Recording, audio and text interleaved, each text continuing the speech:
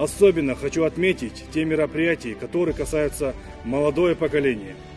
Нам нужно сейчас воспитать их таким образом, чтобы они стали настоящими патриотами своей родины, своей страны. Жоғары айтылған шараларға жастардың барлық санаты қамтылды ма? Әлде тек қала жастары менен студенттермен шектеліп қалдыңыздар ма?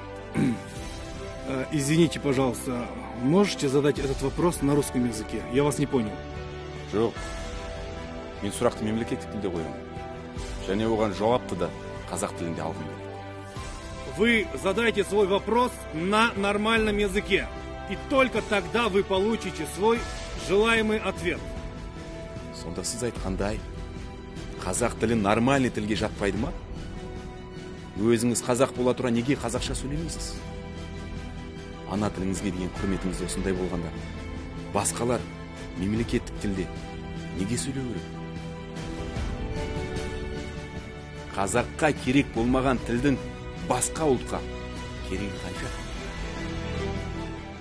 Сөйте тұра жастарға патриоттық рухта тәрбиелеу туралы сөз айтасыз. Уважаемые журналисты, объясните, пожалуйста, своим коллегам, что я говорю на понятном всем языке. Итак, дорогие друзья, мы... Сіз ананың сүтімен, әкенің қанымен берілетін ана тіліңізді ұмытқаныңыз үшін арыңыздың алдында жауап бере аласыз ба? Егерде еліміздің болашағын ойлағыңыз келсе, қазірден бастап қазақ тілін қолға алып, үйренгеніңіз жөн болар. Ана тілін ұмытқан адам өз халқының өткенінен де, болашағынан да қол үзеді.